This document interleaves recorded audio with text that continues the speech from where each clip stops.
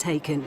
We follow 6 British Army soldiers as they attempt to become the first all-female team to trek 1,700 kilometres across Antarctica, unaided and using muscle power alone. All novices, none have been to the South Pole before and must master the vital skills to survive in the most hostile environment on Earth. They will battle brutal conditions. We knew a plane couldn't come and fetch us. You know, nobody was going to come and rescue us. And struggle with illness. Had we possibly slowed down, she might not have suffered as badly as she did. To prove that women have the mental stamina and physical endurance to achieve this record-breaking endeavour.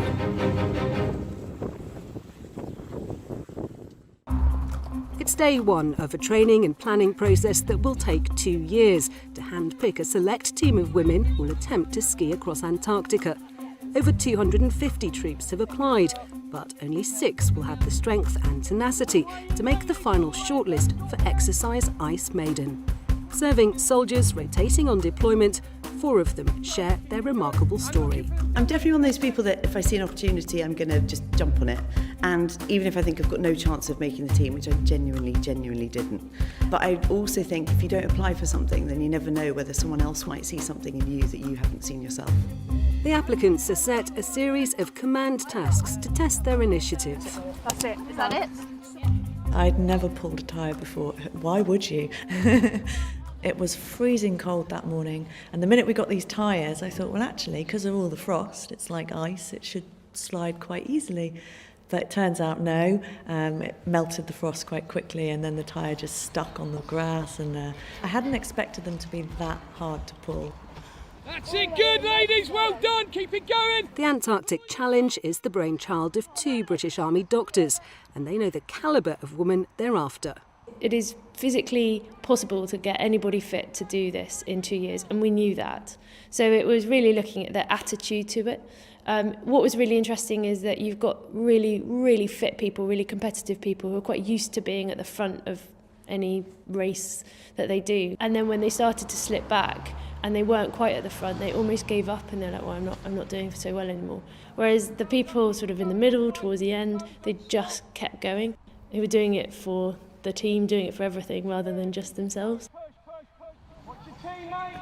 I was probably about middle of the pack, I think, but I just kept going, and a couple of people would sort of start walking, and I'd sort of try and make sure I'd go back and try and encourage them to go along, because I figured that at the end of the day it's going to be a team exercise. From Wales, applicants will take part in several overseas exercises in polar conditions. In Antarctica, they could face 60-mile-per-hour winds and -50-degree conditions. During exercise Ice Bambi in the Arctic Circle, the women undertake a crash course in winter survival skills with the help of the Royal Marines and the Norwegian Army. You make a cross like this and this. Then it will stay. In Antarctica, they could have to ski up to 50 kilometres a day. With only 2 resupply points along the whole route, they must pull all their food and kit on sledges called pulks. Everything's on the bulk. You don't want things on your back, not only just for balance, but the minute you put stuff against your back, you start to sweat. And sweating is not good in Antarctica because then it freezes and you lose thermal properties.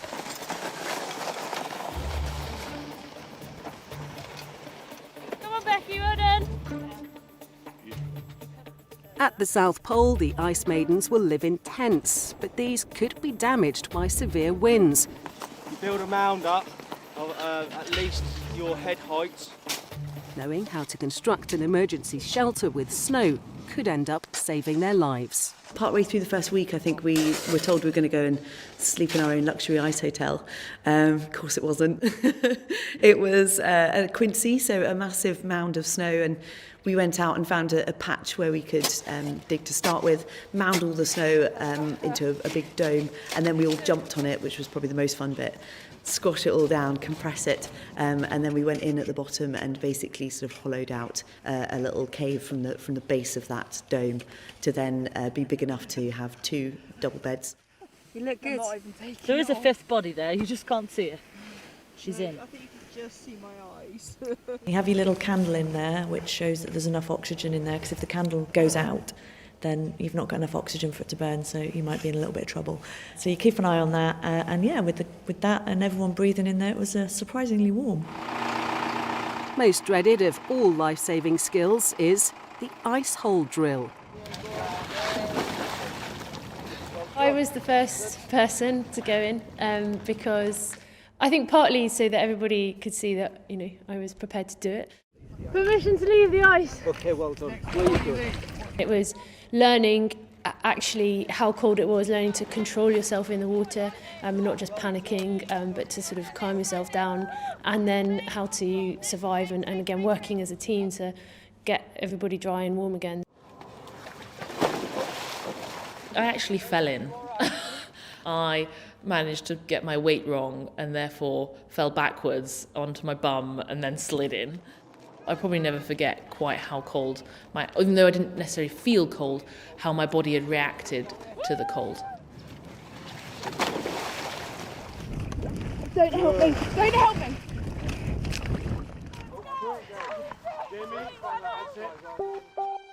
6 months later, the remaining group returns to Luxelva for exercise Ice Ready. Push. Yep. Go. In. It's the height of Norwegian winter, with its challenging short days and long nights.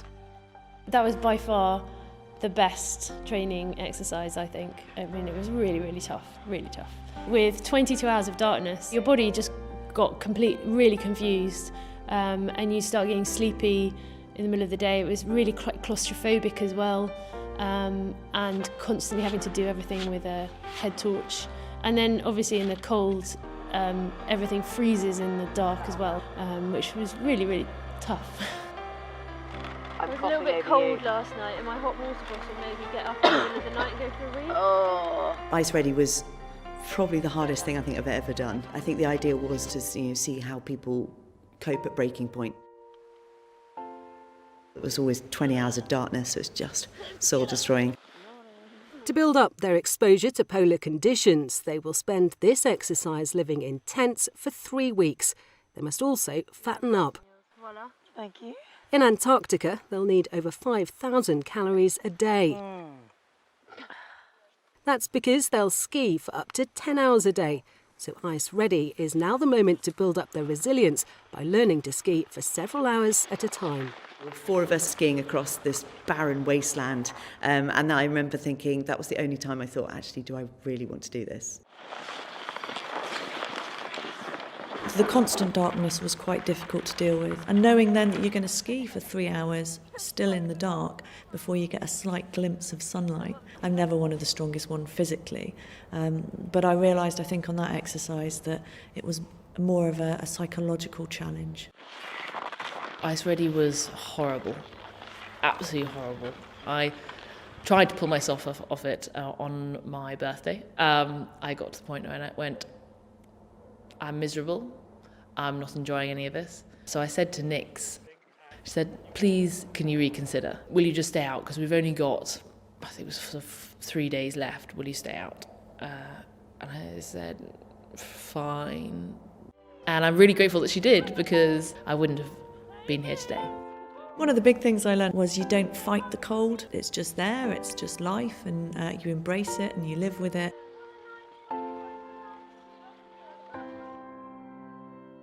In Antarctica, there is a real risk of falling down a crevasse, a deep ice fracture. On the Swiss Alps, the last few candidates are taught how to rescue a fallen teammate by doing it for real. You could put your foot through one and you'd fall several hundred metres potentially into a dark, cold crevasse, and break a leg would be a good day.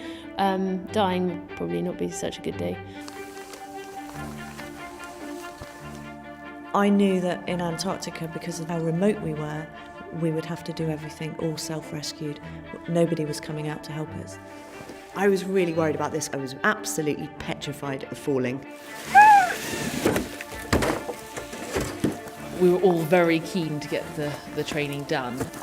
Okay, you ready to go?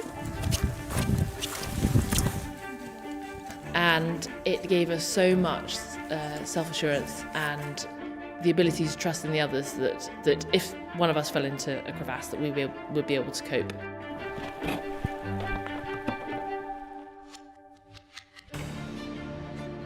It's appropriate that the final exercise is called Ice Diamond. The intense 2-year training and selection process is coming to its conclusion, and the final candidates are polishing the skills they need to cross Antarctica unaided and using muscle power alone.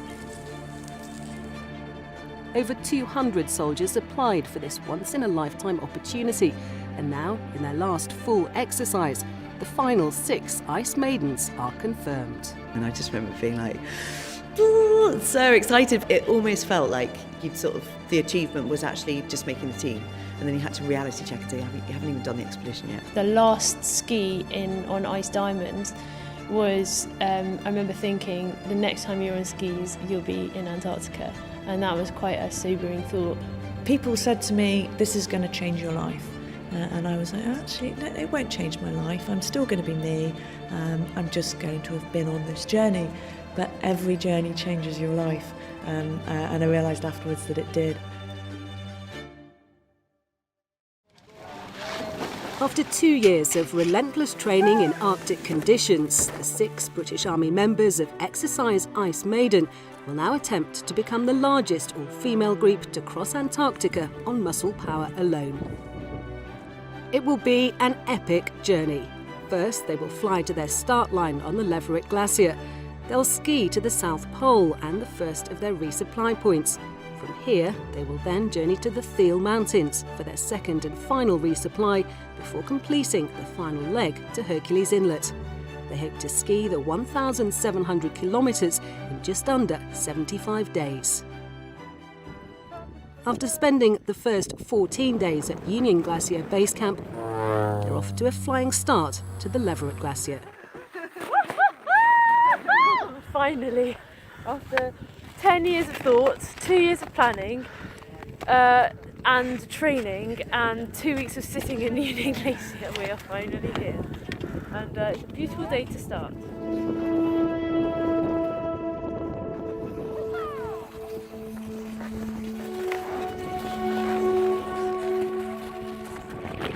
Crossing onto the continent. They soon reach the continent's landmass, the point that marks the official start of their journey from coast to coast. Look at that, OJW. I'm on the continent! They only have 1,684 kilometres to go.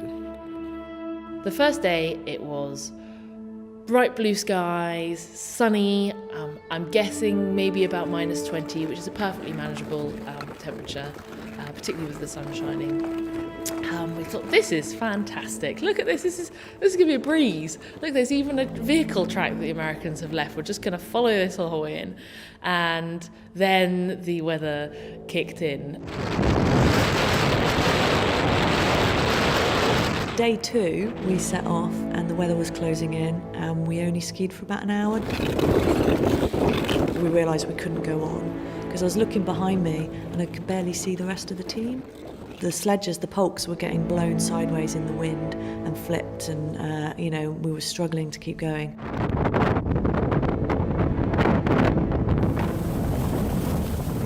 We knew over there that the plane couldn't come and fetch us. Nobody was going to come and rescue us. We had to survive that on our own. And it was a short, sharp reminder of what Antarctica can do and what she can throw at us.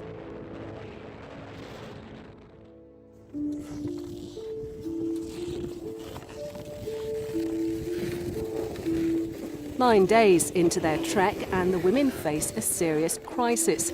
As they ascend up the glacier, Sandy is struggling with flu, and it affects team morale. It's day 9 and I'm just fuming right now. Sandy's been struggling today. She's not been feeling very well and we finished early. And it's completely fair enough. She just couldn't go on. I was getting really slow. I was aware that I was holding the others up. And that's then a risk as well, because if they're not going as fast as they need to stay warm, I'm putting them at risk of getting hypothermia. I do wonder if we might have just, in overexcitement, just pushed on a little bit too hard, and had we possibly slowed down and just tried to progress at a slower speed, she might not have suffered as badly as she did. What's got me really, really angry and upset is the team meeting that we've just had. The vibe in the meeting was just so negative, and I don't know, we're only 10 days in, and if the team is breaking down now, then that's not a good sign. Nick's handled it very well, because it was a point where the team could have completely broken down. We all had different opinions. We all have our own demons that come up when we're under stress or when we're tired. We'd gone out with 6 and we wanted to come back with 6. It's not really a very successful team if you've not managed to take everybody with you. You know, no man does get left behind, or woman. Each member volunteers to carry more of Sandy's kit in their pulks, allowing her and the rest of them to continue on their record-breaking quest.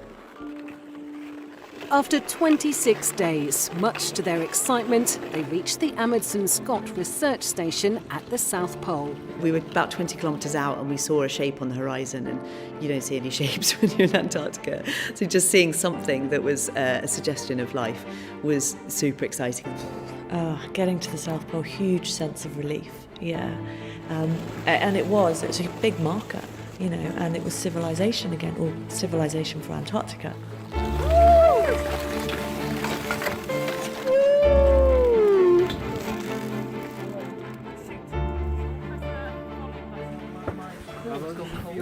At the research station, there's an opportunity to enjoy some local hospitality with other polar visitors. Food! Real food! Peas and everything. Tea! With a tea bag. And out of the blue, they also receive some surprise letters from home. Huge surprise to all of us. We didn't know this was coming. And we hadn't had contact with home, and it was, emotionally it was just too much for all of us, Despite having their passports stamped, they've only completed a third of their journey. It's all like, well, that's the South Pole. It's only a third of the way. We've still got a very long way to go. 2/3 of the journey left, and the women are skiing around 10 hours a day, covering 30 kilometres. On average, they ski up to 75 minutes at a time. They take turns leading, with the front person most at risk of falling down a crevasse. Between skiing, they must take regular eating breaks. Food is fuel, and their diet of flapjacks, nuts and cheese provides the minimum 5,000 calories they need each day.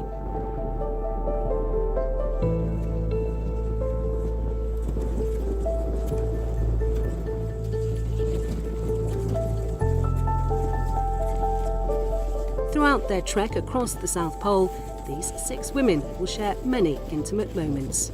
Happy birthday, dear Zana. Happy birthday to you. Hey, Merry Christmas to you all. That is the last day of 2017. Together we spent 50 nights together. That's a lot. So this is the toilet pit I've just dug. It's got a bit of a back wall to protect your bum from the wind. It's got 2 good solid foot plates and the hole in the middle for everything. You're on camera! This is my favourite time of the day. I love it because I just get into the sleeping bag and stretch my limbs out. And flop. And it feels wonderful. After loading up at Thiel Mountains, their second and final resupply point, they turn towards the finishing line at Hercules Inlet. But with heavier pulks and a further 500 kilometres to go, mental fatigue kicks in. By the time we got to Thiel, we thought we've got an empty sledge now. It should be quite easy, and it just wasn't. So that was a bit depressing. And then you think, right, we're getting a whole new batch of food, so it's going to get really heavy again. And people were a little bit sort of fed up by then, I think. The last bit was really quite tiring. I think everybody was just a bit sick of it now. We'd done the routine, we were just fed up with it all, and we just wanted to get home. There's that debate whether it's worth going faster and getting tired, or going a bit slower and going for longer. I was just a bit frustrated at the end when we were making a decision as to whether to do the extra quarter of an hour for both legs. Can we not go flat out? And I did feel that we went pretty flat out. No one at any point asked for slow down. I don't dare ask you to slow down because you said it hurts when you go slow. So no, I don't want to ski past 6 o'clock. Okay. But yes, it was right to ski past 6 o'clock, but I should have been more obvious with that being my opinion rather than being like, I don't care.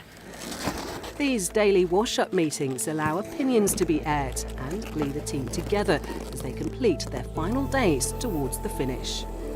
We basically finish a week today, so it's pretty exciting because from tomorrow I can say it's our last Sunday on the ice, it's our last Monday on the ice.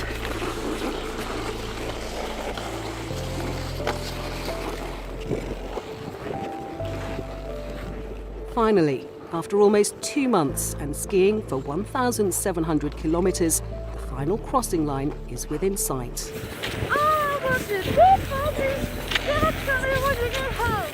So the last day, we had a bit of downhill. We hadn't really had any downhill properly before, and it causes issues on Nordic skis with a sledge that's on a rope which then swings in front of you, and it was quite icy as well, and then the viz started to drop, and we knew there was I was panicking because it was a crevasse risk area.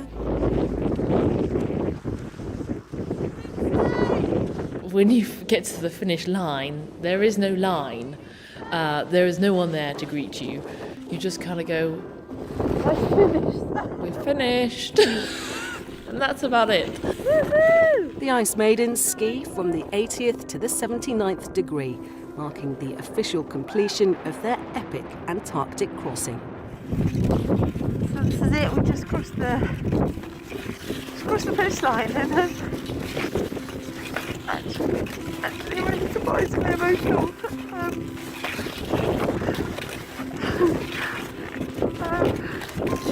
Not really sure what to do, but it's not often that you set a dream and spend 2 years working towards it and it actually comes off. So 6 women, 62 days, a record-breaking achievement. As well as being the first all-female group to cross Antarctica using muscle power alone, they've also become the largest team in history. They've achieved their personal dreams and performed a remarkable feat of endurance. As the Ice Maidens fly home, they can reflect on what they've accomplished. I love the fact that we can inspire other people to do something, because we're all just very ordinary girls. It's not about you as an individual, it's about you working with this team and doing something together. It takes the pressure off, it's relaxing, it's satisfying, it's just the most incredible feeling of that sort of belonging. It was an amazing opportunity, and I'm so lucky to have been able to do something amazing with such an awesome group of women. We are just very ordinary women, and we just happened to do something quite unique, but it took a lot of planning and preparation, and anyone could do it.